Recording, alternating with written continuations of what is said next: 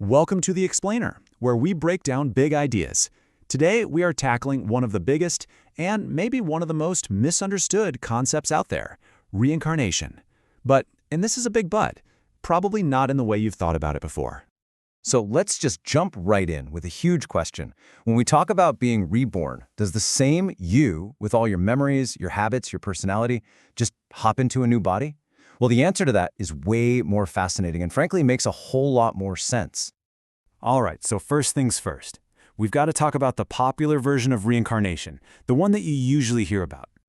Yeah, the simple story goes something like this. John Smith lives his life, he passes on, and then he comes back as, well, John Smith.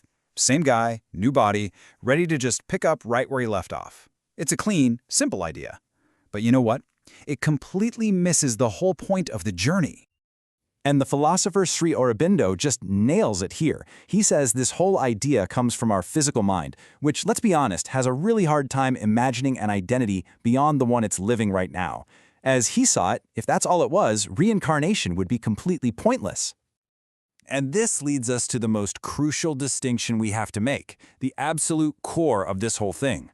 Understanding the difference between the being that's actually reincarnating and the person you are right this very second. Because they are not the same thing. Not at all. And here's the breakdown. It's really interesting. On one side, you have the soul. That's the real you, the eternal part of you that's on this epic evolutionary journey. And on the other side, you've got the personality. A much better way to think of the personality is as a temporary vehicle, or maybe an outfit created for just one lifetime for one specific purpose. Okay, so that probably raises a big question, right? If the soul is the real deal, why on earth does it need a brand new personality for every single life? Why not just keep working on the old one? The answer really comes down to scope. The sheer range of human experience it's just massive. A single personality with its unique set of skills, its own temperament, it's really only built to explore one tiny little piece of that huge reality. It's a specialist. I mean, think about it. The kind of personality that's perfectly designed to be a quiet, deep-thinking scholar, is that the same personality that's going to be a charismatic, globe-trotting leader? Of course not. To truly grow, the soul needs to experience all of it. It has to collect the lessons from every possible role to build this incredibly rich library of wisdom. So now, let's zoom out and see how all this comes together.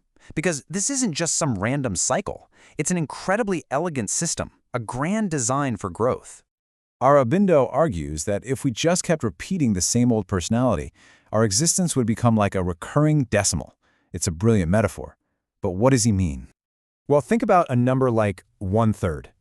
It's just 0.33333, on and on, forever. It never changes, it never progresses, it's just the same number again and again and again. It's a meaningless, pointless repetition. And that's exactly what repeating the same personality would be. A total evolutionary dead end. But then he gives us this beautiful contrast. The soul, he says, is like a number like pi. The digits of pi also go on forever, but they never fall into a repeating pattern. It is always new, always unique, always expressing something original. That is the soul, not a copy, but something infinitely creative. So how does the soul create a new you each time? It selects something called a personal quantum. The best way to picture it is to imagine the soul has this vast library of all its past experiences and skills. And for each new life, it goes into that library and carefully chooses a specific bundle of traits, the perfect tools for the unique journey ahead. Now, those past lives, they aren't just erased. They exist behind the veil of our everyday mind. They're not in charge, but they contribute their wisdom and their strengths to make our current life richer. This explains so much. It's why a person who's lived a very quiet life might suddenly find this incredible reserve of heroism in a crisis. They're not inventing it. They're drawing on a capacity that was built in another lifetime by another personality that's now part of the soul's incredible wealth. So you have to ask, what is all of this for? Why go through this incredibly intricate process of new personalities and hidden capacities? What is the end game here? Well, the whole thing is a precision-engineered engine for the evolution of consciousness. It's not random. Every single life, every single personality is a deliberate step forward, gathering exactly what's needed for a much, much bigger purpose. For this whole evolutionary process to work, you need these three ingredients. But there is a definite hierarchy. Changing our outer life and learning new things are absolutely crucial. But they're both driven by the real powerhouse, the number one ingredient, the deep inner growth of the spirit itself. That's the true engine driving everything. And what's the ultimate goal? It all comes down to this.